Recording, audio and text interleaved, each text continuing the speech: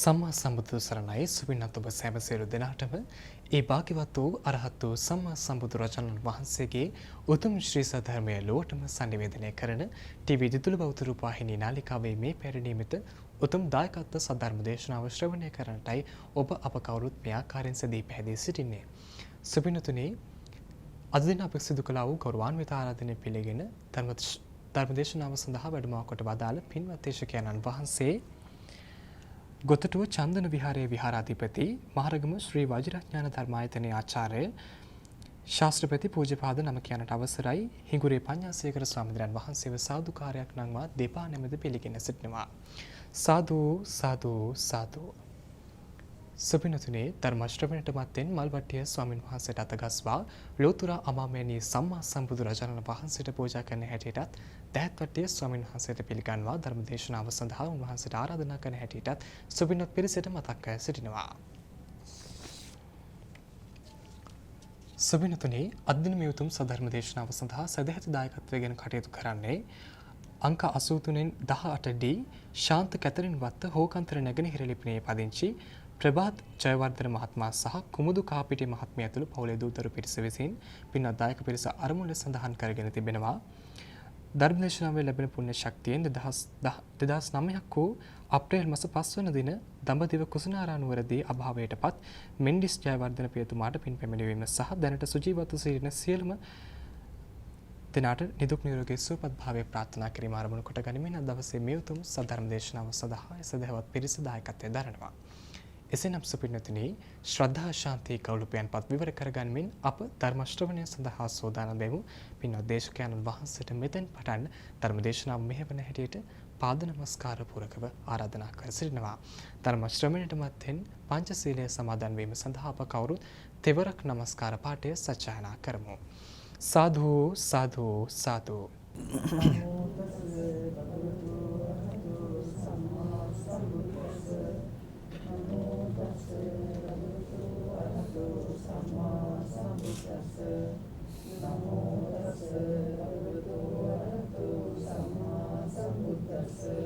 බුද්ධං සරණං ගච්ඡාමි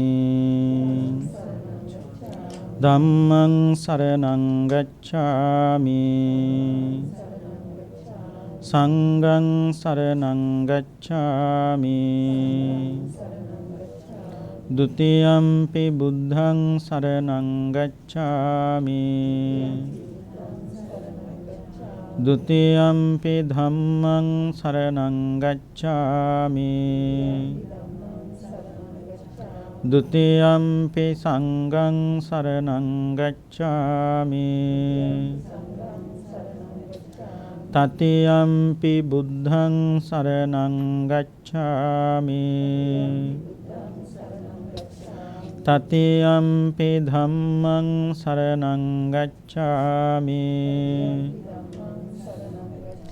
တတိယံ පි සංඝං සරණං ගච්ඡාමි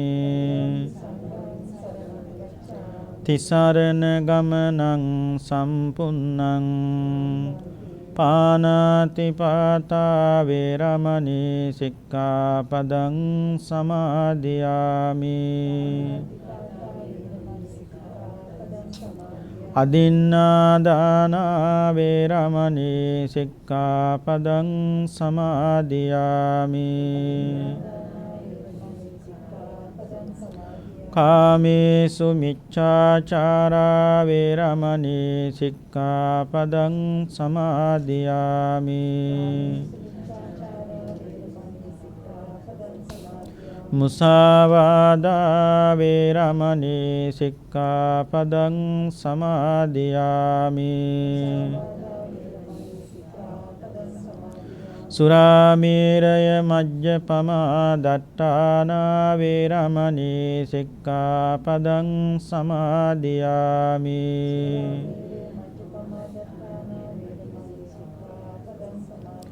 තිසරණේන සද්දින් පංචශීලං ධම්මං සාදුකං සුරක්ඛිතං කତ୍වා අප්පමාදේන සම්පාදේත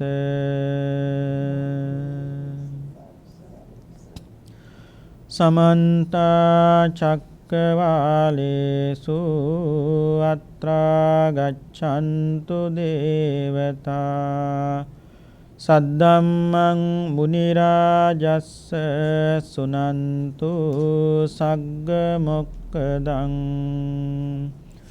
ධම්මස්සවන කාලෝ අයං බදන්තා ධම්මස්සවන කාලෝ අයං බදන්තා ධම්මස්සවන කාලෝ අයං භදන්තා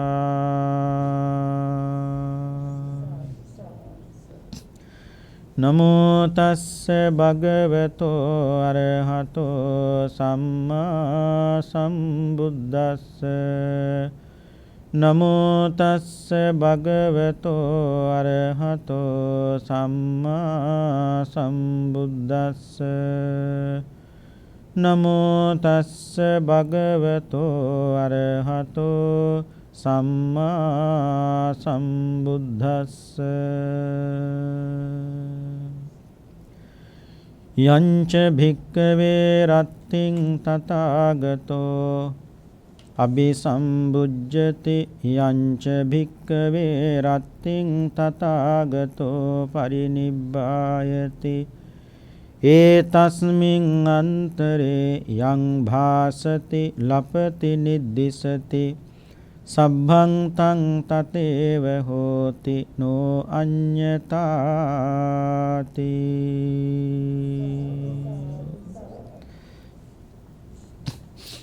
ශ්‍රද්ධාවන්ත පින්වත්නි ටීවී දිදුල බෞද්ධ නාලිකාව ඔස්සේ විකාශනය කරන මේ ධර්මානුශාසනාව ශ්‍රවණය කිරීමටයි මේ සදැහැති පින්වත් සෑම දෙනාම දැන් බොහෝම ශ්‍රද්ධාවෙන් සූදානම්ව සිටින්නේ. අද අපේ ධර්ම දේශනාවෙහි දායකත්වයේ භාරගෙන කටයුතු කරන්නේ නම්බර 83 18D ශාන්ත කැතරින් වත්ත හෝකන්දර නැගෙනහිර ලිපිනේ පදිංචි ප්‍රභාත් ජයවර්ධන මහත්මයා එවාගේම කුමුදු කහටපිටිය මහත්මනිය ඇතුළු පවුලේ දූ දරුවෝ ඥාති හිතයිශීන් සෑම දෙනාම එකතුව ශ්‍රද්ධාවෙන් සිද්ධ කරන ධර්ම දානමේ පින්කම. ඉතින් මේ ජනිත වන්නා උතුම් පින අනුමෝදන් කරන්නට බලාපොරොත්තු වන්නේ 2009 4 වෙනි මාසේ 5 වන දින දඹදිව කුසිනාරා නුවරදී අභාවයට පත්වන්නට යෙදුණු මෙන්ඩිස් ජයවර්ධන පියාණන් වහන්සේ සිහිපත් කරලා තාත්තට පරලෝ වශයෙන් පින් අනුමෝදන් කරන්න සිද්ධ කරන පින්කම එවාගේම දැනට සුජීවත්ව සිටින විශ්‍රාමික ගුරු පෙරේරා මෑණියන්ට නිදුක් නිරෝගී සුව සම්පන්නිය චිර ජීවනය දීර්ඝායු සම්පන්නියම ලැබේවා අපි සෑම දිනාටමත් උතුම් වූ චතුරාර්ය සත්‍ය ධර්මය අවබෝධයෙන් සුඛ සහගත ප්‍රතිපදාවෙන් දුක් කෙලවර කොට නිර්වාණ අවබෝධයේ පිණසම මේ ධර්ම ශ්‍රවණ මේ කුසලය හේතු වාසනා වේවා කියන උතුම් ප්‍රාර්ථනාවෙන් සිද්ධ කරන පින්කම. පින්වත්නි ධර්ම දේශනාවට මාතෘකා වශයෙන් තබා ගත්තේ දීඝනිකායේ 3 වෙනි කොටසේ සඳහන් වන පරිනිබ්බාන සූත්‍ර දේශනාව. සාපියාණන් වහන්සේත් දඹදිවදී එවාගේ ඉන්දියාවේදී මිය පරලොවසපත් වුණා. ඉතින් බුදුරජාණන් වහන්සේගේ ජීවිතයේ සෑම දෙයක්ම සිද්ධ වුණේ පින්නතුන් දන්නවා. ලෞතර බුදුරජාණන් වහන්සේලා මේ ලෝකේ උපදින්නෙත් පින්නතුනි දඹදිව විතරයි. බුදුවරු කවදාවත් දඹදිව ඇර වෙන කිසිම රටක උප්පත්ති ලැබන්නේ නැහැ.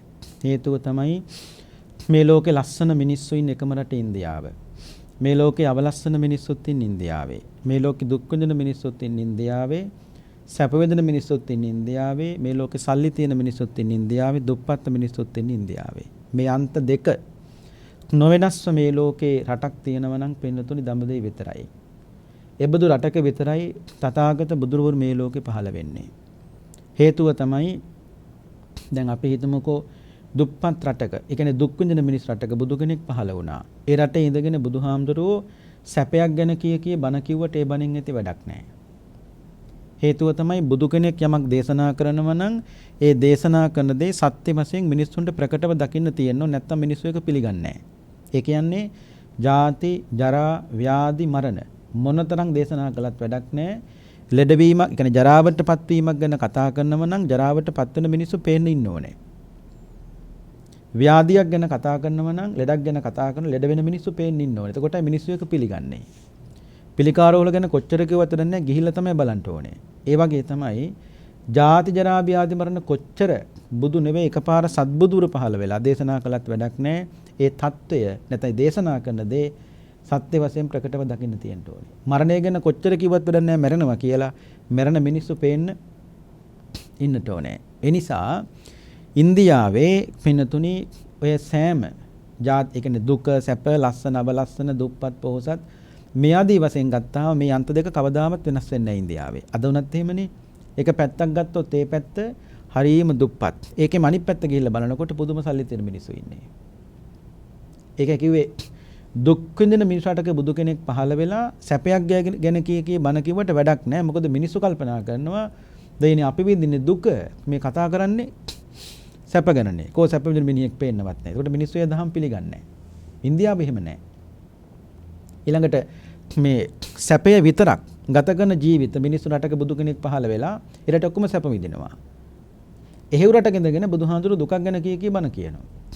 ඒ බණින් ඇති වැඩකුත් නෑ. මිනිස්සු කල්පනා කර දෙන්නේ අපි විඳින්නේ සැප, මේ බුදුහාරු කතා කරන්නේ දුක් ගැන. ඒ නිසා ඒ බණින් ඇති වැඩකුත් නෑ. ඒකයි මතක තියාගන්න පින්නතුනි, තථාගත බුදුවරු ඉන්දියාව ඇර මේ ලෝකේ කිසිම රටක පින්නතුනි උප්පත්ති ලබන්නේ නෑ. ඒ නිසානේ බෝසත්වරු උපදින්නට මනුස්ස ලෝකෙට එන්න කලින් පින්නතුන් දන්නව ඉන්නේ තුසිත දිව්‍ය ලෝකේ. දැන් මෛත්‍රී බෝසත්වයොත් මේ වෙනකොට ඉන්නේ තුසිත දිව්‍ය ලෝකේ. මේ වෙනකොට උන්වහන්සේ නැත්තම් ඒ මෛත්‍රී බෝසතාන් වහන්සේ සියලු බුද්ධකාරක ධර්ම, ඒ කියන්නේ දසපාරමී සියල්ලක්ම පින්නතුනි මේ වෙනකොට සම්පූර්ණ කළ ඉවරයි. දැන් තියෙන්නේ මනුස්ස ලෝකෙට ඇවිල්ලා බුද්ධත්වයට පත් වෙන්න විතරයි. එහෙනම් මේ සියලු කාරණා බුද්ධකාරක ධර්ම සම්පූර්ණ කළ තිබුණත් මෛත්‍රී බෝසතාන් වහන්සේට ඇයි මනුස්ස ලෝකෙට එන්න බැරි බුදු වෙන්න?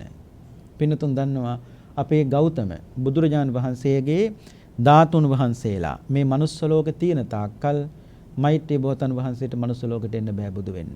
යම් දවසක පින්නතුන් දන්නවා අපේ ගෞතම බුදුහාමුදුරන්ගේ සියලුම ධාතුන් වහන්සේලා අවසන් වෙන්න ඕනේ. මෛත්‍රී බෝසතාන් වහන්සේට මනුස්ස ලෝකෙට ඇවිල්ලා බුද්ධත්වයට පත් වෙන්න. දැන් දිවි ලෝකේ අපේ බුදුහාමුදුරන්ගේ සෑයක් තියෙනවා, සීලුමිනි සෑය. ඒ කියන්නේ අපේ භාගතුන් වහන්සේ කේස ධාතුන් වහන්සේලා තන්පත් කළ දිවි ලෝක සෑයක් හැදුවනේ. ඒ තමයි පින්නතුනි සීලුමිනි සෑය. ඊළඟට බ්‍රහ්ම ලෝකේ හැදුව සෑයක් ඒ සලුමිනි සෑය. සලු කියන්නේ අපේ මහ බෝසතාන් වහන්සේ ගිහි කාලේ පාවිච්චි කරපු වස්ත්‍ර යුගලයේ සලු කියන්නේ ඒකනේ. ඒ වස්ත්‍ර යුගලයේ තන්පත් කළ බ්‍රහ්ම ලෝකේ හැදුව සෑයක් ඒකට කියන්නේ සලුමිනි සෑය කියලා. ඔය සලුමිනි සෑයයි සීලුමිනි සෑයයි ඔය සෑම සෑයකම තියෙන සීලුම ධාතුන් වහන්සේලා නැති වෙන්න ඕනේ. මෛත්‍රී බෝසතාන් වහන්සේ මනුස්ස ලෝකෙ පින්නතුනි උප්පත්ති ලැබනකොට. දැන් බුදු කෙනෙක් ගැන කතා කරනකොට අනන්ත ප්‍රමාණව කතා කරන්න පුළුවන් පින්නතුනි. ඉතින් අපේ දේශනාවේ මාතෘකාව හැටියට ගත්තේ පරිනිබ්බාන සූත්‍රය. දීඝනිකායේ තියෙන බොහොම ලස්සන සූත්‍රයක්. පරිනිබ්බාන සූත්‍ර කීපයක්ම සූත්‍ර පිටකයේ තියෙනවා. නමුත් ලස්සනම සූත්‍රය, ඒක ලස්සනම සූත්‍රය කියන්නේ ජේතවනාරාමෙන් පිටවෙච්ච තැන ඉඳලා කුසිනානානුවර දක්වා අවසානයේ දක්වා තියෙන බොහොම ලස්සනම සූත්‍රය තමයි දීඝනිකායේ තියෙන්නේ. දවසක් බුදුහාමුදුරුවෝ ආනන්දහන්ට කතා කළා කියනවා පරිපක්කෝ වයෝමයිහං.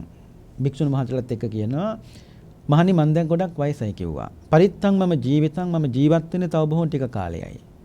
පහයවෝ ගමිස්සාමි මම හෙට වුණත් නුඹ ලතෑල දාලා යන්න පුළුවන්. කතං මේ සරණ මත්තුනෝ. හැබැයි මම නම් මගේ පිට හදාගත්තා කිව්වා. හරියට අම්ම කෙනෙක් තාත්තා කෙනෙක් ජීවිතයේ අවසාන කාලේ දරුවෝ 4-5ක් ඉන්නව නම් එක්කොටම කතා කරලා අවසාන මොහොතේ කියන කතාවක් වගේ කතාවක් තමයි බුදුහාර කිව්වේ. මම දැන් ගොඩක් වයසයි හෙට වුණත් මාව මේ ලෝකේ අතහැලා දාලා යන්න පුළුවන්. ඒ නිසා හැබැයි මම නම් මගේ පිහිට හදාගත්තා කිව්වා. ඒකෙන් භික්ෂුන් තේරුම් ගන්න ඕනේ ශාස්ත්‍රුන් වහන්සේට පිහිටක් සැලසුණා නම් එහෙනම් අපිටත් පිහිටක් තියෙනවා කියලා. ඒකයි බුදුහාර ඒත්තු ගන්නුවේ මට පිහිටක් තියෙනවා නම් නුඹලාටත් මහණි සරණක් තියෙනවා කිව්වා. නිසා බුදුහාමුදුරුවෝ පිරිනිවන් පාන වෙලාවේ කිසිම කෙනෙකුට මේ ශාසනය බාර දුන්නේ නැහැ. මේ ශාසනයට අයිතිකාරයෝ නැහැ.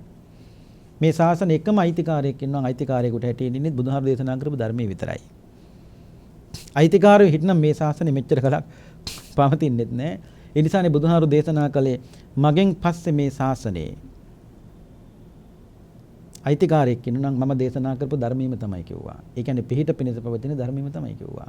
ඒ නිසා අපි පින්නතුනේ පිළිසරණක් නැති අය නෙවෙයි. අපිට තියෙනවා ධර්මයේ සරණ තියෙනවා, ධර්මයේ පිළිසරණ තියෙනවා. සාට්ටුන් වහන්සේ නැතත් බණ බුදුහාර දේශනා කොච්චර ලස්සනද කියලා. බුදුහාර කොතනකවත් කිව්වද මගෙන් පස්සේ ආනන්ද ස්වාමීන් වහන්සේ තමයි ශාසනය බාරගන්නේ කියලා. නෑ. බුදුහාර කොතනකවත් කිව්වද මගෙන් පස්සේ මහා කාශ්‍යප මහ රහතන් වහන්සේ තමයි ශාසනය බාරගන්නේ කියලා. නෑ.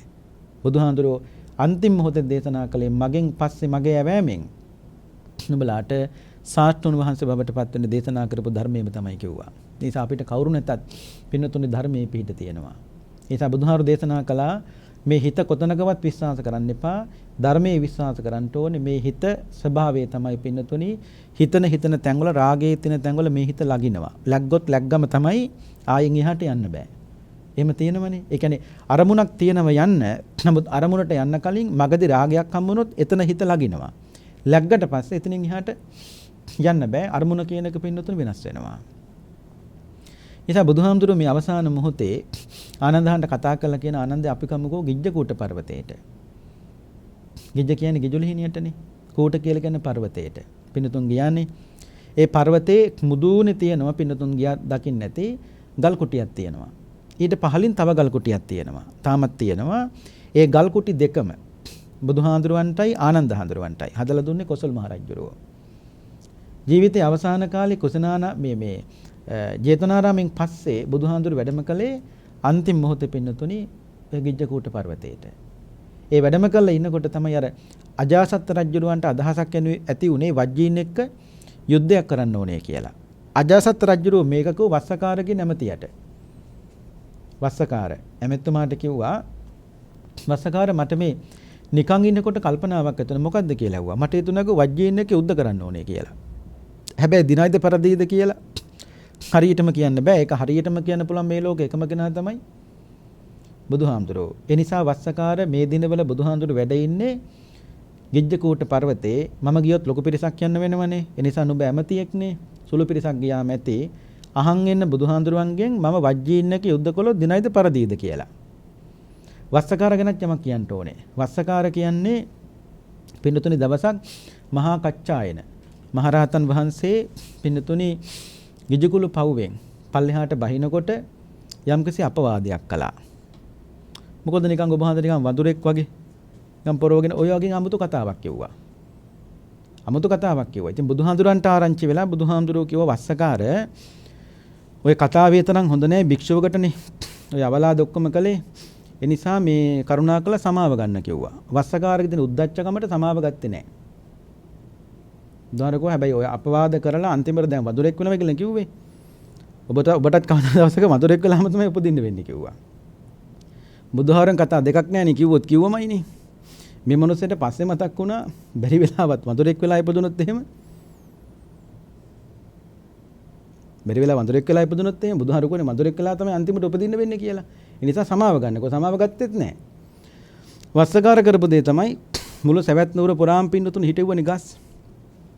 ගෙඩි තියෙන ගස් බෙල්ලාවක ඉතින් වතුරෙක් වෙලා ඉපදුනොත් ගෙඩි කකා හරින්න පුළුවන් නේ කියලා.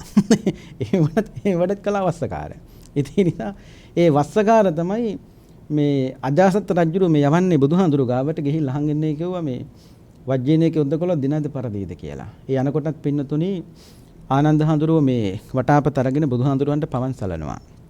ඒ කියන්නේ බුදුහාඳුරුවන්ගේ ජීවිතයේ මේ අවසාන කාල පරිච්ඡේදය. දැන් මතක තියාගන්න ආයි කවදාවත් පින්නතුණි බුදුහාඳුරුව ජේතනාරාමයට වඩින්නේ නෑ. මේ ජේතනාරාමෙන් පිට වුණු අවසාන දවසයි. මේ ගමන් මගේ අවසානයේ තමයි කුසනානානුවර.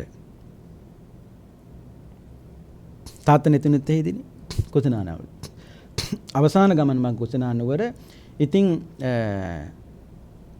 කොමරි වස්සකාර ගිහිල්ලා ඇහුවා බුදුහාඳුරුවනේ අජාසත් රජුගේ සූදානම් වජ්ජීන් එක්ක යුද්ධ කරන්න දිනයිද පරදීද කියලා. බුදුහාරුව පරදිනවා කියලා. වජ්ජීන් එක්ක යුද්ධ කරන්න පුළුවන්. දිනන්න බෑ. හේතුව තමයි සප්ත අපරිහානී ධර්මයක් තියෙනවනේ. අපි ඉගෙන ගත්තනේ දාපතන කාලේ. අර සමගියෙන් රැස් වෙනවා, සමගියෙන් විසර යනවා. ඒ වගේ කරුණු හතක් තියෙනවා වෙන කියන්නට වෙලාව නෙවෙයි. ඊට පස්සේ කැමැති තාක් කාල බුදුරජාණන් වහන්සේ ගිජ්ජකූට පර්වතයේ වැඩ ඉඳලා ඊට පස්සේ වැඩම කළා බුදුහාමුදුරුවෝ පින්නතුනි මේ තව ලස්සන ගමක් තිබුණ අම්බලට්ටිකා කියලා. අම්බලට්ටිකා. එහෙට වැඩියේ එහෙ තමයි හිටියේ සාරිපුත්ත මහරහතන් වහන්සේ. ඒ කියන්නේ මේ යන වඩින ගමනේදී බුදුහාමුදුරුවෝ සාරිපුත්ත මහරහතන් වහන්සේත් බලන්න වැඩම කළා. අම්බලට්ටිකා කියන්නේ දුප්පත් ගමක්. හැබැයි සාරිපුත්ත මහරහතන් වහන්සේ ඈතම දැක්කා බුදුහාමුදුරුවෝ ආනන්ද හාමුදුරුවෝ වඩිනවා. දැකලා සරියුත් හාමුදුරුවෝ එළියට වැඩම කරලා බුදුහාරගේ පාත්‍ර සිවුරු පිරි අරගෙන සරියුත් හානේ කුටියට වඩම්මගෙන ආ බුදුහාමුදුරුවෝ. වඩම්මංගල සරියුත් හාමුදුරුවෝ අහන බුදුහානේ කොහෙද වඩින්නේ කියලා. සාරිපුත්ත මම මේ පිරිනිවන් පාන කුසනානානුවරට යන ගමන් කිව්වා. එතකොට තමයි සරියුත් හාමුදුරුවෝ බලන්නේ ඉස්සෙල්ලා පිරිනිවන් පාන්නේ මමද එහෙම නැත්නම් බුදුහාමුදුරුවෝද. ඒ වෙලාවේ උන්වහන්සේට වැටහුණා මීට පෙර සසුන් වල නැත්නම් මේ ශාසන වල අග්‍ර ශ්‍රාවකයෝ බුදුහාමුදුරුවන්ට කලින් අනිවාර්යෙන් පිරිනිවන් ඒක ලෝක ධර්මතාවයක් පින්නතුනි. ඒ කියන්නේ බුදුහාමුදුරුවන්ට කලින් අනිවාර්යෙන් අග්‍ර ශ්‍රාවකයෝ පිරිනිවන් පානවා. බුදුහාන්ට කලින් අනිවාර්යෙන් භාගතුන් වහන්සේගේ ප්‍රතිවතාව. ඒ කියන්නේ ගිහි කාලේ බිරිඳක් පින්නතුනි පිරිනිවන් පානවා. දැන් යශෝදරාව පිරිනිවන් පෑවේ බුදුහාමුදුරුවෝ පිරිනිවන් පාන අවුරුදු 2කට කලින් අවුරුදු 78 දී. බුදුහාරෝ යශෝදරාවේ දෙන්නේ එක දවසනේ ඉපදුනේ. එක දවසේ එක මොහොතේ එක ෂණේ ඉපදුනේ සිද්ධාර්ථ කුමාරයාත් යශෝදරාවත් උපදින වෙලාවේ මේ ලෝකේ වෙන කිසි කෙනෙක් ඉපදුන්නේ නැහැ. ආනන්දහාර ඉපදුනා ඒ දවසේ ඒක පින්නතුන්ට මතකයිනේ. ඒ චන්නමැතිය ඒ වගේ කන්තකස්සේ ඒවා කීප දෙනෙක් ඉන්නවනේ. ඉතින් ඒ මොහොතේ ඒ ෂණේ ඉපදුනේ පින්නතුනේ සිද්ධාර්ථ කුමාරයා යශෝදරාව විතරයි. ඒ වෙලාව වෙන කිසිම චුතියක්. ඒ කියන්නේ වෙන කිසි කෙනෙක් මැරුණෙත් නැහැ වෙලාව වෙන කිසි කෙනෙක් ඉපදුනෙත් නැහැ වෙලාවේ. ඒ දෙන්න විතරයි මේ ලෝකෙකට ඉපදුනේ. යශෝදරාව ඒ කියන්නේ සෑම බුදු කෙනෙක්ගේම ප්‍රතිවතාව අනිවාර්යෙන් තථාගත බුදුහාඳුරන්ට කලින් පින්නතුනි පිරිනිවන් පානවා. අතරක් ඇතුව ඒ පරිනිර්වාණ සිද්ධ වෙන්නේ පින්නතුනි මිනිස්සුන්ට ඒ දුක දරන්න පුළුවන්. දැන් අපි හිතමුකෝ සරියුත් හාමුදුරුවෝ පිරිනිවන් පෑවට පස්සේ හිත හදා ගන්නවා කමන්නේ අපිට බුදුහාඳුරෝ ඉන්නවනේ කියලා. එතකොට සරියුත් හාමුදුරුවෝ හිත හදාගත්ත කමක් නෑ අපිට මුගලන් මහරහතන් වහන්සේ ඉන්නවනේ කියලා. එතකොට පින්නතුනි සරියුත් මහරහතන් වහන්සේ පිරිනිවන් පාලා මාස 6කට පස්සේ තමයි බුදුරජාණන් වහන්සේ පිරිනිවන් පෑවේ. සරියුත් හාමුදුරුවෝ පිරිනිවන් පාලා සති 2කට දවස් 14කට පස්සේ තමයි මුගලන් මහරහතන් වහන්සේ පරිනිර්වාණයටපත් වුණේ. සරියුත් පිරිනිවන් සති 2කට පස්සේ උන්වහන්සේ මුගලන් මහරහතන් වහන්සේ පින්නතුනි පිරිනිවන් පෑවේ. ඉතින් කෙසේ හෝ වේවා සාරිපුත්ත මහරහතන් වහන්සේ බුදුහාඳුරන්ගේ බුදුහාන්නේ කොහෙද වඩින්නේ සාරිපුත්ත පිරිනිවන් පාන්න කුසනානානුවරට යන ගමන් කිව්වා. ඉතින් කෙසේ හෝ වේවා සාරිපුත්ත මහරහතන් වහන්සේ කල්පනා කළා තථාගත බුදුහාමුදුරුවනේ ඔබ වහන්සේට කලින් මම පිරිනිවන් පානවා. කොයිද සාරිපුත්ත පිරිනිවන් පාන්නේ? බුදුහානේ ගෙදර කිව්වා. මතකයිනේ? නාලක කියන උපන් ගම මගේ මගධ රට තියෙන්නේ. ඒ නිසා මං ගෙදර යනවා පිරිනිවන් පාන්න. ඇයි සාරිපුත්ත ගෙදර තෝරගත්තේ? බුදුහාමුදුරුවනේ අම්මා මිත්‍යා දෘෂ්ටිකයි කිව්වා. අපේ අම්මා රහතුන් 7 දෙනෙක්ගේ අම්ම කෙනෙක් කිව්වා. මට නංගිලා 3 දෙනෙක් ඉන්න බුදුහානේ. චාලා උපචාලා සීසු උපචාලා. නංගිලා 3 දෙනාත් මහණ වුණා. මට මල්ල 3 දෙනෙක් ඉන්නවා චුන්ද රේවත උපසේන. ඒ 3 දෙනාත් මහණ වුණා. මං වැඩිමලා බුදුහාඳුරුවනේ ඒත් අම්මා තාමත් මිත්‍යා දෘෂ්ටිකයි. රහතන් වහන්සේලාගේ 7 දෙනෙක්ගේ අම්ම කෙනෙක් මිත්‍යා දෘෂ්ටිකයි. අම්මට බණ කියන්න ඕනේ නැත්නම් අනාගතේ මිනිස්සු මට දොස් කියනවා බුදුහාමුදුරුවනේ. ඇයි සරියුත් හාමුදුරුවෝ ලෝකයක් හදන්න බණ කිව්වට අම්මා හදාගන්න බැරි වුණයි කියලා. ඒක මට පව් නෑ. නමුත් මට බැනලා මිනිස්සු කටවරද්දගෙන අපරාධි බුදුහාන්නේ පව් කරගන්නවා කියලා. ඒ නිසා අම්මට බණ කියන්න ඕනේ. අවසර දුන්නා. සරියුත් හාමුදුරුවෝ ගෙදරට වැඩම කළා. පින්නතුන්ට මතකයි උන්වහන්සේට ලේ අතිසාරි කියන්නේ බණ පොතේ කියනවා පින්නතුනි ඒක භාජනයක ලේ පිරෙනකොට ඒ භාජනය අස් කරනකොටම තවත් භාජනයක් තියන්න සිද්ධ වුණා. ඒ තරම් ලේ පිට වුණා. ලේ ගියා සාරිපුත්ත මහරහතන් වහන්සේගේ ශරීරයෙන්. කෙසේ හෝ අන්තිම මොහොතේ සරියුත් හාමුදුරුවෝ අම්මට බණ කිව්වා. අම්ම සෝවාන් ඵලයේ පිහිටියා. දැන් ඇති. ඇයි සතර පායට නොවැටි අම්මට ඉන්න පුළුවන්. ඒ ඇති. කෙසේ හෝ වේවා සාරිපුත්ත මහරහතන් වහන්සේ තමන් වහන්සේගේ දෙපට සිවුරෙන් මේ දෙපට සිවුර භික්ෂුවකට තියෙන තුන් සිවුරක්. දෙපට සිවුරයි තනිපට සිවුරයි අන්දනයයි. මේකට කියන්නේ තුන් සිවුර කියලා. එතකොට සාරිපුත්ත මහරහතන් වහන්සේගේ දෙපට සිවුර දුන්න මල්ලිට. මල්ලි කියන්නේ චුන්ද හාමුදුරුවෝ. දීලකව මල්ලි චුන්ද මේ දෙපට සිවුර මගේ ඇඟේ තිබුණොත් පිච්චෙනවා ආදාහනය කරනකොට. ඒ නිසා දෙපට සිවුර පුච්චන්න හොඳ නැහැ. මේ දෙපට සිවුර මම පිරිනිවන් පෑවට පස්සේ මල්ලි මේ ශාසනයේ කවුරු හරි කමක් නැහැ. සිවුරු අඩු භික්ෂුවක් හොයලා ඒ භික්ෂුවට මේ සිවුර පූජා කරන්න කිව්වා. තනිපට සිවුරෙන් සාරිපුත්ත මහරහතන් වහන්සේ මුළු ශරීරයෙන් පින්නතුනි වහගත්තා. ඒ කියන්නේ මේ වරදක් හිතන්න එපා. ඔළුවේ ඉඳලා මේ පාදාන්තයේ දක්වා කියන්නේ කකුල් දෙක දක්වා වහගත්තා. මේ සිවුරෙන් පින්නතුනි මුළු ශරීරයෙන් වහන්න පුළුවන්. එසේ සිට පාදාන්තයේ දක්වා මේ සිවුරෙන් මුළු ශරීරයෙන් වහන්න පුළුවන්. තනිපට සිවුරෙන් උන්වහන්සේ මේ ශරීරයේ කිසි තැනක් නොපෙනෙන විදියට මුළු ශරීරෙම සිවුරෙන් වහගත්තා තනියම. වහගෙන සියලු සංස්කාරයන්ගේ අනිත්‍යභාවය මෙනෙහි කරමින් සාරිපුත්ත මහරහතන් වහන්සේ ගෙදරදිම පින්නතුනි පරිනිර්වාණයටපත් වුණා. උපන් ගෙදර උපන් කාමරේ උපන් ඇඳේමයි සාරිපුත්ත මහරහතන් වහන්සේ පින්නතුනි පරිනිර්වාණයටපත් වුණේ. ඒ වෙලාවේ ආදාහන කටයුතු සියල්ල ඉවර වුණාට පස්සේ පින්වත්නි බුදුරජාණන් වහන්සේ භික්ෂූන්ට කියපු දෙයක් තමයි මහණෙනි මේ ශාසනයේ දැවැන්ත වෘක්ෂයක් නම් ඒ දැවැන්ත වෘක්ෂයේ දකුණු අත් අද කඩාගෙන වටුණයි කිව්වා. මේ ශාසනයේ දැවැන්ත ගහක් නම් ඒ කියන්නේ වෘක්ෂයක් නම් ඒ ගහේ දකුණු අත් අද කඩාගෙන වටුණයි කිව්වා. ඒ තරම් හිස් බවක් තේරෙනව සාරිපුත්ත මේ ලෝකෙන් සමුගත්තු වෙලාවේ. පින්නතුන් දන්නවද ආනන්ද හාමුදුරුවන්ට සිහි නැති වුණා කිව්වා. සරියුත් හාමුදුරුවෝ පින්වන පාප වෙලාවේ සිහිසුන් වුණා කිව්වා. බුදුහාරු අහනවා ආනන්ද ඔච්චර දුක් වෙන්න ඔච්චර කනගාටු වෙන්න සිහියක් නැති වෙන තරම් ආනන්ද මේ සාරිපුත්තු නුඹේ සීලය අරගෙන ගියාද කියලා ඇහුවා. සාරිපුත්තු නුඹේ සීලය අරගෙන ගියාද කියලා. මගේ සීලය අරගෙන ගියේ නැහැ කිව්වා. එහෙනම් සාරිපුත්ත ආනන්දගේ සමාධිය අරගෙන ගියාද නැහැ කිව්වා. එහෙනම් සාරිපුත්ත නුඹේ ප්‍රඥාව අරගෙන ගියාද නැහැ බුදුහාන්නේ. මම මේ කල්පනා කළේ ඔබ වහන්සේ කාට බාර දීලා සරියුත් හාමුදුරුවෝ මේ ගමන ගියේ කියලා මම මේ කල්පනා කළේ කිව්වා. ඒ කියන්නේ අපේ සාස්තුන් වහන්සේ ඒ කියන්නේ බුදුහාමුදුරුවනේ ඔබ වහන්සේ කාට බාර දීලාද උන්වහන්සේ මේ අවසාන ගමන ගියේ කියලා මම කල්පනා කළේ කිව්වා. බණ කොච්චර ලස්සනද කියලා. ඒ කියන්නේ භික්ෂූන්ට කොච්චර දුකක් දැනෙන්නේ නැද්ද පින්නතුනේ මේ ශාසනයේ හරියට අම්ම කෙනෙක් වගේ. බුදුහාරුක් කියවනේ සාරිපුත්ත කියන්නේ අම්ම කෙනෙක් කිව්වා. සාරිපුත්තට දෙන්න බැරි මේ ශාසනයේ දරුවන්ට කිරි විතරයි කිව්වා. අම්ම කෙනෙක් ළඟ තියෙන සෑම ගුණයක්ම සාරිපුත්ත මහ රහතන් වහන්සේ ළඟ තියෙනවා. පුදුම කියන්නේ බුදුහාරු රාහුල කුමාරයාත් එක්ක කරගෙන ගිහලා මහාන කරන්න බාර දුන්නේ සරියුත් හාමුදුරුවන්ට. ඒ කියන්නේ අම්ම කෙනෙක් වගේනේ. හොඳට බලා ගන්නවා. කොච්චර ලස්සනයිද? ඒ වගේ ගත්තාම සාරිපුත්ත මහ රහතන් වහන්සේගේ පරිනිර්වාණය හරි අසිරිමත් වෙන්නතුනේ.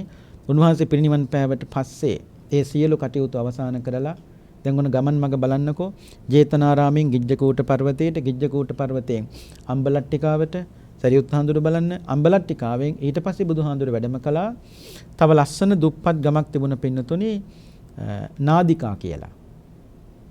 ඒ නාදිකා ගමට වැඩියට පස්සේ ආනන්ද හාමුදුරුවෝ අහනවා ස්වාමීනි භාග්‍යතුන් වහන්සේ අපි දැන් ඉස්සරත් මේ ගමට ආවනේ. මීට පෙර ආවනේ. එතකොට බුදුහානේ මේ ගමේ ගොඩාක් මිනිස්සු ජීවත් වුණා. දැන් බුදුහානේ ගෙවල් අඩුයි මිනිස්සු අඩුයි අඩු වෙලානේ මිනිස්සු එහෙම. ඒ කියන්නේ කලින් දවසේ කියන්නේ ගොඩාක් කාලේ කලින් එනකොට මේ ගමේ ගොඩක් මිනිස්සු හිටියා. දැන් බුදුහානේ බලනකොට දානියක්වත් මානියක්වත් හරියට දෙන්න මිනිස්සෙක් නැහනේ. ඇයි බුදුහානේ මිනිස්සු අඩු උනේ? බුදුහාඳුරු වදාලා ආනන්ද මේ මිනිස්සුන්ගේ ආයුෂ වැඩි වෙන කාලේ නෙවෙයි. මේ ආයුෂ අඩු වෙන කාලයයි. බුදුහාරු වදාලා අවුරුදු 100කට පින්නතුන් දන්නව එක අවුරුද්ද ගානේ මිනිස්සුන්ගේ ආයුෂ අඩු වෙනවා. දැන් බුදුහාරු පින්වන්න පළ අවුරුදු 2566යි. 2566ට 100ට එක ගානේ අඩු කරලා බැලුවාම අද කාලේ මිනිස්සුන්ගේ පරමාවශ අවුරුදු 80යි. තව අවුරුදු 7000ක් යනකොට මිනිස්සුන්ගේ පරමාවශ පින්නතුණි අවුරුදු 10යි. 10ට වැඩි මිනිස්සුන්ගේ ආයුෂ අඩු වෙන්නේ අනාගතේ ඇති වෙනව ශාසන අන්තර්ධානයක්. ශාසන අන්තර්ධානය කියලා කියන්නේ පින්නතුණි මේ සසුන පිරිහිලා ගියාම ශාසන අන්තර්ධානයෙන් පස්සේ පන්සිල් තබා පන්සිල් වලින් එක ශික්ෂාපදයක්වත් රකින්න මිනිහෙක් එදාට හොයාගන්න නෑ. කාමාදී ආශාවන් කොච්චර බලවත් වෙනවද කියනනම් අනාගතේ වරදක් දෝෂයක්කට හිතන්න කල්පනා කරන්න එපා. අම්මට පුතා පේන්න බෑ. පුතාට අම්ම පේන්න බෑ. අයියට නංගි පේන්න බෑ. ඒ කියන්නේ කාමාදී ආශාවන් ඇති වෙනවද අවශ්‍ය ටික කරගත්තා. ආයි අම්මා කියලාවත් නංගි කියලා එහෙම ගානක් නැහැ. ඒ පන්සිල්වත් නැහනේ. කුසල් අකුසල් පිම්පව් මොකුත් නැහැ. ආයුෂ ඉක්මනටම පිරිහිලා ගිහිල්ලා අන්තිමට ආයුෂ අඩු වෙනවා කීයටද? 10ට. අන්නේ 10ට අඩු වුණු කාලෙට තමයි මේ ලෝකේ වහින්නේ වර්ෂාවක්. මොකද්ද? මුගසන් වර්ෂාව. මේ මුගසන් වර්ෂාවට තෙමෙන්න හොඳ නැහැ. මුගසන් වර්ෂාවට තෙමෙන සෑම සත්වයක් තුළම හට ගන්නව බද්ද වෛරයක්. අතර ගන්න දේ මොකද්ද? ඒක ආයුධයක් බවට පත් කරගෙන අනිත් මිනිහට දමල ගහන තත්ත්වයට පින්නතුනිපත් වෙනවා. මුගසන් වර්ෂාවට තෙමුණොත්. හැබැයි මේ මුගසන් වර්ෂාව තියෙන සතියයි. ඒ වුණාට මේ මුගසන් වර්ෂාවෙන් කීප දෙනෙක් බේරෙනවා. ඒ කොහොමද බේරෙන්නේ? ගල් පර්වත ගුහා ඇතුළට ගිහලා ජීවිත බේර ගන්නවා. වර්ෂා අවසන් වුණාට පස්සේ මේවෙන් එළියට එනවා. ආවට පස්සේ දකින්න වෙච්ච ලේ විලක් මේ මනුලොව එදාට. ඒ කියන්නේ එක එකා පින්නතුනේ එන කොටාගෙන මැරිලා අර මුගසන් වර්ෂාවට තෙමිලා බද්ද වෛරය හට ගන්නවනේ. අර ඉතුරු වෙච්ච ඇත්තෝ කල්පනා කරන දෙයනේ අපේ වරද නිසායි අපිට මෙහෙම වුනේ. ලේ වැගිරීමක් සිද්ධ වුනේ. ඒ නිසා දැන් අපි කරන්න ඕනේ ටික ටික ආයුෂ වැඩි කරන්න ඕන නරකින් අයින් වෙන්න ඕනේ ප්‍රාණඝාතයේ නවත්තනකොට පින්නතුනි 10ට තියෙන ආයුෂ 20ට වැඩි වෙනවා. හොරකම් කරන එක නතර කරනකොට 20ට තියෙන ආයුෂ 30ට වැඩි වෙනවා. කාමීත්‍යාච නවත්තනකොට 30ට 40ට මේ විදියට අකුසල් අත්තරලා අන්තිමට ආයුෂ වැඩි කරනවා කීයටද? අවුරුදු ලක්ෂයට ආයුෂ වැඩි කරන ලක්ෂය 90000ට දුන 90000 80000ට අඩු වුණු කාලේ තමයි මෛත්‍රී කියන බෝසතාණන් වහන්සේ මේ ලක්ෂයට වැඩි වෙනවා. ලක්ෂයට වැඩි වුණත් ඒක 90000ට අඩු වෙනවා 90000 80000ට අඩු වෙනවා 80000ට ලෝකේ පරමාවිෂ අඩු වෙන කාලයට දඹදිව හඳුන්වන්නේ දඹදිව තමයි. නමුත් පින්නතුනේ එදාට බරණැස හඳුන්වන්නේ කේතුමති රාජධානිය කියලා. අන්නේ උත්තම කේතුමති රාජධානිය තමයි මෛත්‍රී කියන බෝසතාණන් වහන්සේ මේ ලෝකේ උප්පත්ති ලබන්නේ. එතකොට මතක තියාගන්න මේ තියෙන හිරු සඳු යටම තමයි මෛත්‍රී බෝසත්ත්වයට පින්නතුනි උප්පත්ති ලබන්නේ. සමහරව හිතනවා මේ ලෝකේ විනාශ වෙලා හිරු පායලා සඳු පායලා ග්‍රහ තාරක ඇති වෙලා ගහකොළ ඇති වෙලා මිනිස්සු ඇති වෙලායි මෛත්‍රී බුදුහාරු පහළ වෙන්නේ කියලා. නෑ පින්නතුනි. මේක මහා භද්‍ර කල්පයක් නේ. මහා භද්‍ර කල්පයක අතරතුර විනාශ වීමක් නෑ. මහා භද්‍ර කල්පේ විනාශ වෙන්නේ බුදුරු පස්නම පිරිනිවන් පාල අවසන් වුණාට පස්සේ. මේ කියන කතාව පින්නතුන තේරෙනවා ඇති. මේක මහා භද්‍ර කල්පයක් නේ. මහා භද්‍ර කල්පේ බුදුරු පස්නමයි. දැන් 4 නමක් පිරිනිවන් පාලා ඉවරයි. ගෞතම බුදුහාරු 4 වෙනි බුදුරජාණන් වහන්සේ. තව එක බුදු කෙනයි තමයි මෛත්‍රී බුදුහාඳුරුත් උප්පත්ති ලැබලා. උන්වහන්සේත් බුදු වෙලා. උන්වහන්සේ ධර්මයේ දේශනා කළා. උන්වහන්සේ අවුරුදු 80000ක් කල් මේ ලෝකේ ජීවත් වෙලා මෛත්‍රී බුදුහාඳුරුත් පිරිනිවන් පෑවට පස්සේ තමයි කල්ප විනාශය කියන සිද්ධ වෙන්නේ. ඉන් මෙහා පින්නතුන විනාශයක් නෑ. ඒ නිසා භද්‍ර කල්පයක් නෙමේක. නිකන් නෙවෙයි මහා භද්‍ර කල්පයක්. ඒ නිසා මහා භද්‍ර කල්පයක මතක තියාගන්න අතරතුර විනාශ වීමක් නෑ. ඒ පස්වෙනි බුදුහාමුදුරුවොත් උප්පත්ති ලැබනකම් බුදු වෙනකම් මේ ලෝකෙ ඉන්න ඕනේ. හැබැයි එතනින් පස්සේ තමයි පින්නතුනි කල්ප විනාශය කියන එක සිද්ධ වෙනම දේශනාවක් පින්නතුනි. ඉතින් බුදු කෙනෙක් මේ ලෝකෙ උප්පත්ති ලබන්න පින්නතුන් දන්නවා එක්කෝ මිනිස්සුන්ගේ ආයුෂ 100ට වැඩි වෙන්න ඕනේ නැත්නම් ලක්ෂයට අඩු වෙන්න ඕනේ. 100ට වැඩි වුත් ලක්ෂයට අඩු වුත් කාලවල විතරයි ලෝක බුදුරු පහළ වෙන්නේ. 100ට අඩුයි කියලා කියන්නේ ජාති ජරා ව්‍යාධි මරණ මේ ලෝකෙ පින්නතුනි බුදුහාරු දේශනා කරනවා. දැන් ලක්ෂයට වැඩි කියන්නේ ජාති ජරා ව්‍යාධි මරණ ලෝකෙ ප්‍රකටව දකින්නේ නැහැ පින්නතුනි. ඒ ස්වභාවය දකින්නේ නැහනේ. මොකද මිනිස්සුන්ගේ ආයුෂ වැඩිනේ. ඒ ආයුෂ වැඩි වෙනකොට පින්නතුනි තෘෂ්ණාවත් වැඩි වෙනවා. දැන් අපි එකතු කරන්නේ 100ට නෙමෙයි. අපිට 100ට මෙච්චර තෘෂ්ණාවක් තියෙනවා නම් අවුරුදු 90000ක් 80000ක් වෙනකොට මිනිස්සුන්ගේ තෘෂ්ණාව කියන එක වැඩි පින්නතුනි. ඒක කාටවත් නතර කරන්න බෑ. ඒක ධර්මයත් එක්ක යන එකක් පින්නතුනි. ඒ නිසා 100ට වැඩි වෙන්න ඕනේ නැත්නම් ලක්ෂයට අඩු වෙන්න ඕනේ. 100ට වැඩි වූ ලක්ෂයට අඩු වූ කාලවල විතරයි තථාගත බුදුරජාණන් වහන්සේලා මේ ලෝකේ පින්නතුනි උප්පත්ති ලබන්නේ. ඊට පස්සේ බුදුහාමුදුරුවෝ නාදිකා ගමෙන් වැඩම කළා පින්නතුනි. තව ලස්සන රාජ්‍යයක් තිබුණා මගධ රාජ්‍යය කියලා. මගධ රාජ්‍යය. මගධ රාජ්‍ය මිනිස්සු ලස්සනයි. දවස් 3 පාරක් මගධ රාජ්‍ය මිනිස්සු නානවා. දවසට 3 පාරක් නානවා. අද වුණත් එහෙමයි. ඒක නීතියක් නෙවෙයි. ඒ මිනිස්සු නගරයත් හරි පිරිසිදුයි මගධ රාජ්‍යයේ. ඒ වගේම ලිං වැව් පොකුණු ගෙවල් දොරවල් හරිම ලස්සනට තියන් ඉන්නවා. බුදුහාමුදුරුවෝ මගධ රාජ්‍යයට වැඩියට පස්සේ මේ ඇත්තන්ට බණක් කිව්වා. කියනවා රජවරුනි සිටවරුනි මගධ රාජ්‍යය ඇත්තටම ලස්සනයි. හැබැයි ලස්සන විතරයි පේන්නේ පින් කරන බවක් නම් පේන්නේ නැහැ කිව්වා. ඒ නිසා බුදුහාඳුරු වදාලා හොඳට පින් කරන්න පින් කරලා ඒ පින සම්මාදිට්ඨික දෙවියන්ට අනුමෝදන් කරන්න. එතකොට තමයි ලස්සනට පිරිසිදුව තියෙන තැන් වලට විතරයි දෙවියන්ගේ ආශිර්වාදය ලැබෙන්නේ. නිසා බුදුන් වදින තැන ලස්සනට තියාගන්න ඕනේ. ගෙවල් වුණත් බුදුන් වදින තැන අපිරිසිදුව තියන්න එපා. තියන්නත් එපා. තියලා බුදුන් වදලා තේරුමකුත් නැහැ. පින්දුනට තේරුමකුත් නැහැ. අපිරිසිදුව තියන්න එපා. ඒ නිසා බුදුන් වදින තැන විශේෂයෙන් පින්නතුනි මතක තියාගන්න ලස්සනට දූවිලි පොදක් ගන්න නැතුව එතන තියන්න ලස්සනට. අපි හැමදාම දේශනාවල කියලා තියෙනවා බුද්ධ පූජා තියෙන භාජන පවා බොහොම හොඳ ලස්සන සබන් දාලා හැමදාම හොදන්න. ගිලම්පස තියෙන වීදුරුව පවා සබන් දාලා ලස්සනට පින්නතුනි හොදන්න. අපිරිසිදුව බුද්ධ පූජා තියලා ප්‍රාර්ථනා කළාට කවදාවත් ප්‍රාර්ථනා ඉටු වෙන්නේ නැහැ. හැංගි හැංගි බුදුන් වැඳට මතක තියාගන්න කාටවත් පේන්නේ නැහැ කියලා හිතන්න එපා. දෙවියන්ට ඒව පේනවා. හැංගි හැංගි මල්වට්ටි හැදුවට හිතන්න එපා කාටවත් පේන්නේ නැහැ කියලා දෙවියන්ට ඒව පේනවා. ලස්සනට මල්වට්ටි හදන්න ඕනේ. නිකන් උඩින් පල්ලෙන් ගහලා මල් හදලා බුදුන්ට පිදුවට වැඩක් නැහැ පින්නතුනි. ඒ නිසා ලස්සනට මල්වට්ටි හදන්න කවදාවත් පින්නතුනි මතක තියාගන්න වරදින්නේ නැහැ. බුදුහාන්ට සලකනකොට කොහින් හරි ලැබෙනවා. ඒ බුද්ධ වන්දනාව හොඳට කරන්න පින්නතුනි කවදාවත් වරදින්නේ නැහැ. මේ බුරුම ආදී රටවල් වල මිනිස්සු පින්නතුනි තියෙන හොඳම භාජනේ. ඔය නැත්තම් ගෙදර තියෙන හොඳම භාජනේ, හොඳම වීදුරුවේ මේ පැන් ටික තියන්න. බුදුහාඳුරවන්ට. හොඳම වීදුරුවේ. හොඳම භාජනේ පින්නතුනි බුද්ධ පූජාව තියන්න. අඩුමතර මේ අපි සමහරව ඉන්නවා يعني පොය දවසට හෝ බුද්ධ පූජාව බොහොම ලස්සනට පින්නතුනි ගෙදර තියෙනවා. එහෙම හරි තියෙනවනේ. මම මේ කිව්වේ ඒ වටිනාම දේ තමයි බුදුරජාණන් වහන්සේ වෙනුවෙන් පූජා කරන්න ඕනේ. කවදාවත් පින්නතුනි වරදින්නේ නැහැ. ඉතින් මගධ රාජ්‍යයේදී බුදුහාමුදුරු වදාලේ පින් කරන්න පින් කරලා සම්මාදිට්ඨික දෙවියන්ට ඒ පින් අනුමෝදන් කරන්න කිව්වා. මේ වගේ ලස්සනට තියෙන තැන් වලට දෙවියන්ගේ ආශිර්වාදය ලැබෙනවා කිව්වා. මගධ රාජ්‍යයේ ටික දවසක් වැඩ ඉඳලා ඊට පස්සේ බුදුහාමුදුරු වැඩම කළා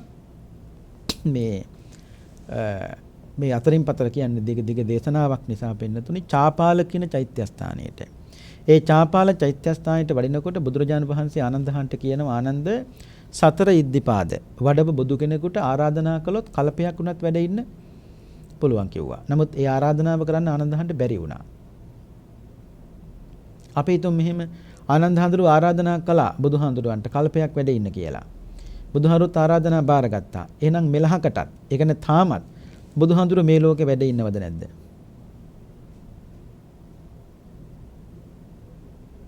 ආනන්දහරු ආරාධනා කළා බුදුහන්ට කල්පයක් වැඩ ඉන්න කියලා.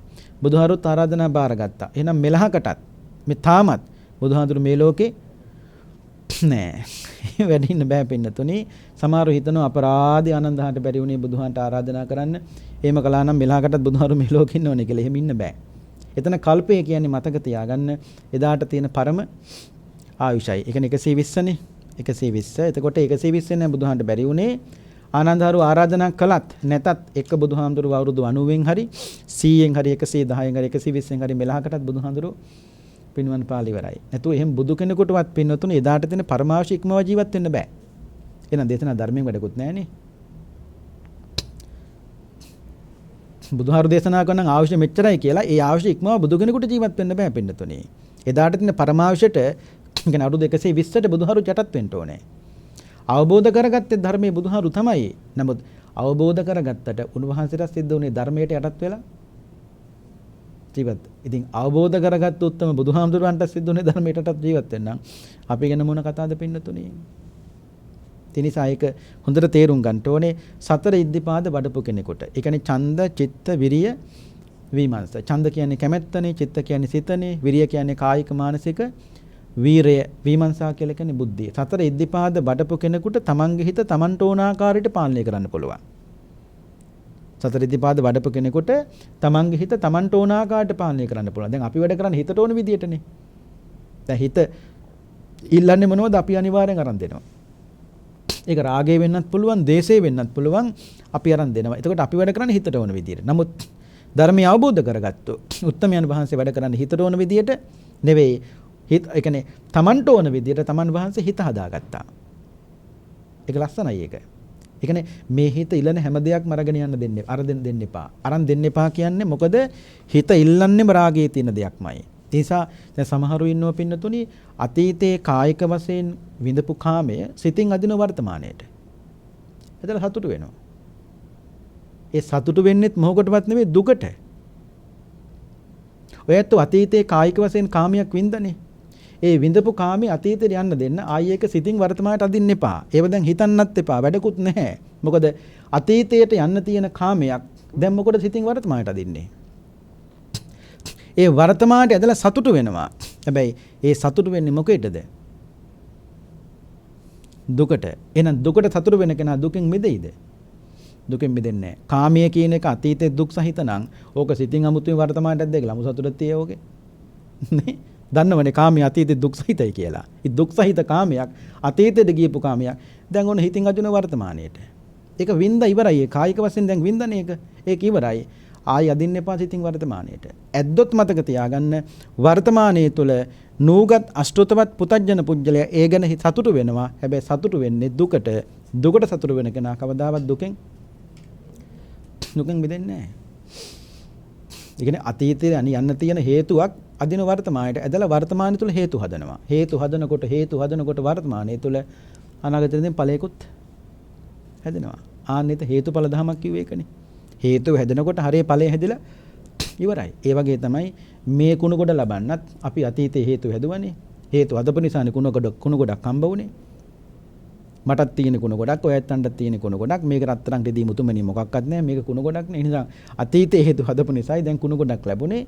දැන් මේ කුණු ගොඩ ලබාගෙනත් වර්තමානයේ තුල හදන්නෙත් හේතු නම් අනාගතයටත් මේ කුණු ගොඩ ලැබෙන ඵලයක් හැටියට.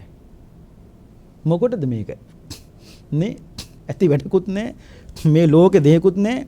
ඇති වැඩක් ඇත්තම නැහැනේ. ඒ නිසා ආයි මේක හදන්න එපා කියන්නේ ඒ හදාගත්තත් ඉතින් නඩත්තු ඉතින් මුලින්දලම කරන්න එපා මේක. ආයි උපන්න කියලා මැරෙන්නේ නැහැ. විහිං මැරෙන්න බෑනේ. මේක උපන්න නම් පින්නතුනේ මේක තල්ලු කරන් කොහොමත් යන්න ඕනේ. ඒ නිසා නිකන් ඇහැක් ලැබුණේ නැහැ, කනක් ලැබුණෙත් නැහැ, නාසයක් ලැබුණෙත් නැහැ, දිවක් ලැබුණෙත් නැහැ. ශරීර කිසි දෙයක් නිකන් ලැබෙච්ච නෙවෙයි. හේතුවක ඵලයක් හැටියට ලැබිච්ච දෙයක්. ඔය ඔක්කොම එකතු වෙලා තමයි මේ කුණු ගොඩ හැදලා තියෙන්නේ. ඉතින් කියන්නේ ඇසින් රූප දැකලා අවසන් කළා නම් ඇහැක් ලැබෙන්නේ නැහනේ. මොකද එදා අවසන් කළානේ. නමුත් එදාවල් ඉවර කරගන්න අපිට බැරි වුණානේ. බැරි වෙච්ච නිසා තවත් බලන්න ආසාව ඇති කරගත්තු නිසායි ආයෙත් බලන්න ඇහැක් ලැබුණේ. දැන් මෙදත් බල ඉවර කරන කරබැන්නොත් ආයෙ ලැබෙනවා. එදාටත් බලන්න පුළුවන්. එදාටත් මේ සුනාමි, එදාට මේ යුද්ධ, එදාට මේ වසංගත, එදාට මේ උද්ඝෝෂණ ඔක්කොම එදාටත් දකින්න පුළුවන්. ඒ හැමදේම එදාටත් මේ වගේම දකින්න පුළුවන්. ඒ නිසා මේව දකින්න මොකටද මේ හිටෙන්නේ? තේරුමක් නැහැ. ඒ නිසා මේ කියන්නේ වෙන මොකකටවත් නෙවෙයි. අපිත් ලබා ගත්තා ජීවිතය, ඔයත්ත් ලබා ගත්තා, ලැබුත් කුණු ගොඩක් ලැබුණා කියලා නෑ පින්නතුනි. හැබැයි හොඳට පින් කරගන්න පුළුවන්. බුදු වෙන්නත් පුළුවන් මෙතන ඉඳගෙනමයි, දෙවියෙක් වෙන්නත් පුළුවන් මෙතන ඉඳගෙනමයි, පසේ බුදු කෙනෙක් වෙන්න පුළුවන්කම තියෙන්නේ. මේ ජීවිතේ ඉඳගෙනමයි, ඒ කියන්නේ මනුෂ්‍ය ජීවිතේ ඉඳගෙනම තමයි මේ සෑම දෙයක්ම කරන්න පුළුවන්. මේ කිවි නැවත මේ කුණු ගොඩ හදන්න හේතු හදන්න එපා කියන එක. ඉතින් බුදුරජාන් වහන්සේට ආරාධනාව කරන්න බැරි වෙච්ච තැන භාග්‍යතුන් වහන්සේ චාපාල චෛත්‍ය ස්ථානයේදී ආයු සංස්කාර අතහැරියා. ඒ ආයු සංස්කාර අතහරිනකොට තමයි පින්නතුනි මේ මිහිතලය කම්පා වුණේ. එතකොට තමයි ආනන්ද හාමුදුරුව වහන්නේ ඇයි බුදුහාන්නේ මහ පොළව කම්පා වුණේ? බුදුහාමුදුරුව වදාලා ආනන්ද මහ පොළවක් නිකම් කම්පා වෙන්නේ නැහැ. මහ පොළවක් කම්පා වෙන්න ආනන්ද හේතු 8ක් තියෙනවා මේ ලෝකේ. පළවෙනි එක තමයි මේ මහ පොළව පිහිටා තියෙන ජලය මත. මේ අපි ඉන්නේ වතුරක් උඩ. සෑහෙන දුරකට මේ මහ පොළව හැරුවොත් මහ මෝදක් හා සමාන ජලකඳක් මේ මහ පොළව යට තියෙනවා. ඒ ජලකඳ යම් දවසක හෙළ වුණොත් මහ පොළව හෙළ වෙනවා. ඒක තමයි පළවෙනි භූමිකම්පාව. බුදුහාර බලනක දැකපු විදිය. දෙවෙනි එක තමයි ආනන්ද චිත්ත වශී භාවය. ඒ කියන්නේ හිත හොඳට දියුණු කරපු උත්තමයන්ට. හිත හොඳට දියුණු කරපු උත්තමයන්ට හිත දියුණු කිරීම හේතු කොටගෙන මහ පොළොවක් කම්පා කරවන්න පුළුවන්. ඒක සතර ඉද්ධිපාදවනි. ඒ කියන්නේ තමන්ගේ හිත තමන්ට ඕන ආකාරයට පාලනය කරගන්න පුළුවන්. තුන්වෙනි එක තමයි මහ බෝසත් උතුමෙක් යම් දවසක මව් කුස් තුළ පිරිසිඳ ගන්නවාද එදාටත් මහ පොළොව කම්පා වෙනවා. හතරවෙනි එක තමයි මේ මහ බෝසත් උතුමා යම් දවසක මව් කුසින් මේ ලෝකෙට බිහි වෙනවාද එදාටත් මහ පොළොව කම්පා වෙනවා. පස්වෙනි එක තමයි මේ මහ බෝසත් උතුමා යම් දවසක සම්මා සම්බුද්ධත්වයට එදාටත් මහ පොළොව කම්පා වෙනවා. හයවෙනි එක තමයි මේ මහ බෝසත් උතුමා යම් දවසක ධම්මචක්කප්පවත්තන සූත්‍රය දේශනා එදාටත් මහ පොළොව කම්පා වෙනවා. හත්වෙනි එක තමයි මේ මහ බෝසත් උතුමා ආයු සංස්කාර අතහරිනවද එදාටත් මහ පොළොව කම්පා වෙනවා. අටවෙනි එක තමයි මේ බුදුරජාන් වහන්සේ යම් දවසක අනුපාදිශේෂ පරිනිර්වාණ ධාතුවෙන් පිරිනිවන් පානවද එදාටත් මහ පොළොව කම්පා වෙනවා. මේ තමයි හේතු 8. මේ 8 කිව්වට පස්සේ ආනන්දරු දැනගත්තා. එහෙනම් දැන් පොළොව කම්පා වුණේ මගේ බුදුහාඳුරු මටත් නොකියා ආයු සංස්කාර අතහැරියා. එතකොට තමයි ආනන්දරු සෑහෙන්න පින්නතුනි අඬන්න පටන් ගත්තේ. බුදුහාඳුරු කෝ ආනන්ද අඬලා වැඩක් නැහැ. සංස්කාරයන්ගේ අනිත්‍යභාවය නුඹට හැමදාමත් මං කියලා දීලා තියෙනවා. ඒ නිසා ආනන්ද ඒක මෙනෙහි කරන්න. බුදුහාඳුරු සමහර වෙලාවට පින්නතුනි ආනන්දන්ට කෝ ආනන්ද නුඹට පිණ්ඩපාතේ වඩින්න පුළුවන්. හැබැයි එකපාරක එක දවසයි. එකපාරක ඒක මාවතක් එක ලේන් එකක් අපි කියමුකෝ. ඒ පාරේ යන්න පුළුවන් පිණ්ඩපාත එක දවසයි. ඒක ආනන්දහරු එක දිගට පින්නතුනි එක පාරක පිණ්ඩපාතේ වැඩියා. ඒ පාරේ බොහොම ලස්සන කියන කාන්තාවක්, ඒ කියන්නේ කුමාරිකාවක් ආනන්දහන්ට ආනන්ද බොහොම ලස්සන හාදුරු කෙනෙක් නේ, ස්වාමීන් වහන්සේ කෙනෙක්. බොහොම ලස්සන ආනන්ද හාදුරු. ඒ ආනන්දහන්ට හිත ගියා. කෙසේ හෝ වේවා දිගින් දිගට වඩිනකොටනේ මේ ආසාව ඇති වෙන්නේ. ඒ නිසා බුදුහාඳුරු කිව්වා ආනන්ද එක පාරක පිණ්ඩපාතේ වඩින්න, හැබැයි එක පාරක දවසයි. ඉතින් බුදුරජාණන් වහන්සේ වදාලා ආනන්ද, ඒ කියන්නේ අවසාන මොහොතේ ආනන්ද අරහන බුදුහාන්නේ ඔබ වහන්සේ පිරිනිවන් පෑවට පස්සේ ආදාහනය කරන්න ඕන කොහොමද කියලා ඇහුවා. සක්විති රජෙක් ආදාහනය කරන විදිහට ආදාහනය කරන්න කිව්වා. බුදුහාන්නේ සක්විති රජුට කවුද ඔබ වහන්සේ කවුද? ඊට වැඩි ඉහළින් ඔබ වහන්සේගේ ආදාහනය කරන්න ඕන කිව්වා. බුදුහාරු මොකක්ද නන්ද කිව්වේ? ආනන්ද සක්විති රජුගේ ආදාහනයට වඩා ඉහළින් මගේ ආදාහනය කළොත් මිනිස්සු එදාට කියයි කිව්වා. බුදුහාරු ඉන්නකම්ම කතා කළේ අනිත්‍ය දුක්ඛ අනාත්මයි. නමුත් ගත්ත ආදාහනේ අන්න සක්විති රජුකටත් වැඩි ඉහළින් ආගෙත් ගත්තයි කියයි කිව්වා. මට පවු නෑ ආනන්ද. මිනිස්සු කටවරද්දගෙන පව් කරගන්නම මට බැනලා.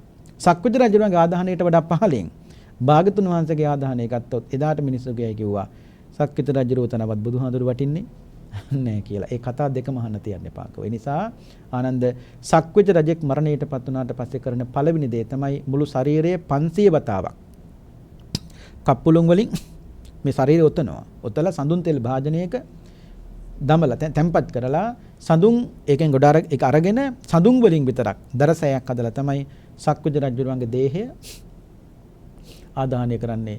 මගේ දේහයත් ආනන්ද ඒ විදිහටම ආදාහනය කරන්න කිව්වා. මේ ලෝකේ ස්තූප හදලා වන්දනා කරන්න පුළුවන් 4 දෙනයි බුදුරජාණන් වහන්සේයි, පසේ බුදුරජාණන් වහන්සේ, සක්විති රජුරුවයි, ඒ වගේම ආර්ය මහා සංඝරත්නය. ඒ කියන්නේ ස්වාමින් වහන්සේලා. එතකොට ස්වාමින් වහන්සේලා අපවත් වෙන තාලෙට චෛත්‍ය හදන්න ගියොත් මේ ලංකාවේ ඉඩමදි වෙනවා. නමුත් ඒ සක්විති රජ කෙනෙකුට ස්තූප හදනවද ස්වාමින් වහන්සේ නමක් අපවත් වුණාට පස්සේ ඒ කියන්නේ පරිනිර්වාණයටපත් වුණාට පස්සේ ස්තූප හදලා වන්දනා කරන සුදුසුයි කිව්වා. ස්තූප හදලා වන්දනා කරන්න සුදුසු පුජ්‍යලය 4 දෙනා. නමුත් එහෙම ස්වාමින් වහන්සේලා අපවත් වෙන තාලෙට හදන්න ගියොත් ඉඩමදි වෙන්නත් පුළුවන්. නමුත් බුදුහාඳුර වදාළේ ඒ බඳු උත්තමයත් මේ ලෝකේ රහතන් වහන්සේ ධර්මය අවබෝධ කරගත්තු ධර්මයට බැසගත්තු ඒ උත්තමයන් වහන්සේ වුණත් මේ ලෝකේ ස්තූප හදලා වන්දනා කරන සුදුසු පුජ්‍යලයක් බවට පින්නතුනිපත් වෙනවා කිව්වා. එදා භාගතුන් වහන්සේ පරිනිර්වාණයට පත්වන සුළු මොහොතකට කලින් අදිෂ්ඨානයක් කළානේ. මොකද්ද?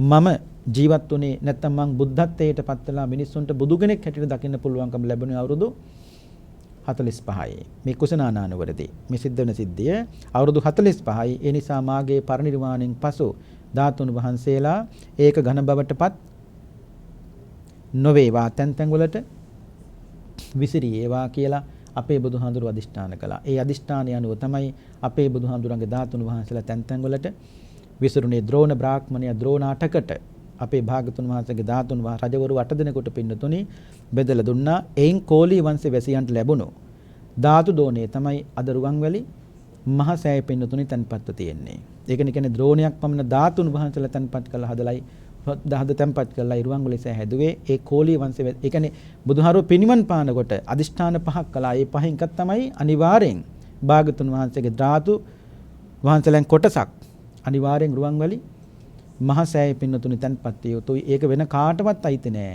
ඒ ධාතු දෝණයේ බුද්ධ අදිෂ්ඨානයේ පරිදි අයිති රුවන්වැලි මහා සෑයටම තමයි. ඉතින් මේ තමයි දේශනාව.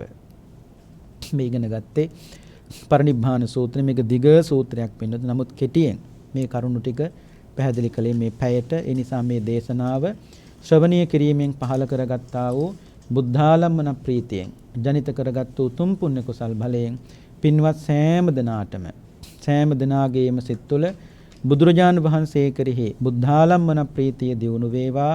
ඒ බුද්ධාලම්මන ප්‍රීතිය තුලින් ශ්‍රද්ධාව දියුණු වේ. පින්නතුන්ගේ ශ්‍රද්ධාව ප්‍රඥාවෙන් කෙලවර භාවයටපත් වේවා. ධර්මාභෝධයේ තුලින් උතුම් නිවනම සාක්ෂාත් වේවායි. සාදු සාදු සාදු කියන ප්‍රාර්ථනා කරන්න. අද අපේ ධර්ම දේශනාවෙහි දායකත්වයේ භාරගෙන කටයුතු කළේ නම්බර 8318D ශාන්ත කැතරින් වත්ත හෝකන්දර නැගෙනහිර ලිපිනේ පදිංචි අපේ ප්‍රභාත් ජයවර්ධන මහත්මයා, ඒ වගේම කුමුදු කහටපිටිය මහත්මනිය මේ දරුවොත් එකතු කරගෙන බොහෝම ශ්‍රද්ධාවෙන් බොහෝම ලස්සනට මේ පින්කම සම්පූර්ණ කළා. අද මේ මෙදරියට පැමිණලා ශ්‍රෑම දනාම ධර්ම ශ්‍රවණය කළා විතරක් නෙවෙයි, ලක්වැසි ලෝවැසි බොහෝ දෙනෙකුට මේ ධර්ම දේශනාව ශ්‍රවණය කරන්න අවස්ථාව හදලා දුන්නා.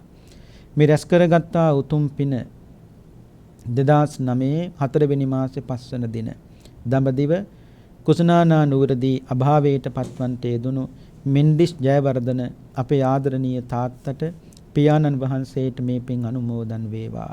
අපේ තාත්තගේ සසර ජීවිතයේ පරලොව ජීවිතයේ සුවපත් වේවා. මෙන්ඩිස් ජයවර්ධන පියාණන්ට මේ උතුම් පුණ්‍ය ශක්තිය නිර්වාණාභෝධයේ පිණිසම හේතු වාසනා වේවායි සාදු සාදු සාදු කියලා ප්‍රාර්ථනා කරන්න. සුජීවන්ත වාසය කරන අපේ විශ්‍රාමික ගුරු පෙරේරා මෑණියන්ටත් ඒ වගේම දරුවන්ටත් මේ ධර්ම දේශනාව ශ්‍රවණය කළ ලක්වැසි ලෝවැජ සෑම සියලු දෙනාටමත් විජයශ්‍රී ජයශ්‍රී මා බෝහාමුදුරුවන්ගේ අනන්ත ගුණ බලයෙන් ද්‍රෝණයක් පමණ ධාතුන් වහන්සේලා තැන්පත් කොට ඇති රුවන්වැලි මහසෑයේ අනන්ත ගුණ බලයෙන් අවුරුදු 45ක් පුරාවට ලෝතර බුදුරජාණන් වහන්සේගේ බුද්ධ වචනේ පහසලද අපේ දලදා හාමුදුරුවන්ගේ අනන්ත ගුණ බලයෙන් පෙරේරා මෑණියන් ඇතුළු සෑම දෙනාටම නිදුක් නිරෝගී සම්පන්නිය චිරජීවනය දීර්ඝායු සම්පන්නියම ලැබේවා සාදු සාදු සාදු කියලා ප්‍රාර්ථනා කරනවා. ඒ ආශිර්වාදයක් ප්‍රාර්ථනාවත් ඇතිව අපි දෙවියන්ට පින් අනුමෝදන් කරමු. ආකාසට්ඨා ච බුම්මට්ඨා දේවා නාග මහිද්దికා පුඤ්ඤන්තං අනුමෝදිත්වා චිරං රක්ඛන්තු ශාසනං. ආකාසට්ඨා ච බුම්මට්ඨා දේවා නාග මහිද්దికා පුඤ්ඤන්තං අනුමෝදිත්වා චිරං රක්ඛන්තු දේශනං. ආකාසට්ඨා ච බුම්මට්ඨා දේවා නාග මහිද්దికා පුඤ්ඤන්තං අනුමෝදිත්වා චිරං රක්ඛන්තු ත්වං සදා. සාදු සාදු සාදු. සුපින්වතුනි, අද දින මේ උතුම් සද්ධර්ම දේශනාව මෙහෙවා වදාළ පින්වත් ත්‍රිශිකයන්න් වහන්සේට අප ධර්ම ශ්‍රවණයෙන් රැස් කරගත්තා වූ උතුම් කුසල ධර්මයන්ගේ ආනුභාවයෙන් නිදුක් නිරෝගී චිරජීවනයේ ලැබී තවත් චිරාත් කාලයක් මෙවන් උතුම් ශාසනික මෙහෙවරක නිරත වන්නට ශක්තිය ධෛර්ය වාසනාව නිරන්තරයෙන්ම උදා වේවා කියා අප කවුරුත් සාදු නාදයක් දී ප්‍රාර්ථනා කරමු. සාදු සාදු සාදු. ඒ වගේම අද දින මේ උතුම් සද්ධර්ම දේශනාව සඳහා සදැහැති දායකත්වයෙන් දරූ ඔබ සියලු දෙනාගේත් ධර්ම ශ්‍රවණය කර ලංකාවාසී ලෝවාසී සියලු දෙනාගේත් යහපත් අරමුණු බලාපොරොත්තු ඒ ආකාරයෙන්ම ඉෂ්ට වේවා කියා ප්‍රාර්ථනා කරමින් ටීවී දිදුල බෞද්ධ රූපවාහිනී නාලිකාවේ මේ පෙර නියමිත උතුම් දායකත්ව සද්ධර්ම දේශනාව මෙතකින් නිමවට පත් වෙනවා. ඔබ සියලුම දෙනාට තලදා සමිඳු පිහිටයි.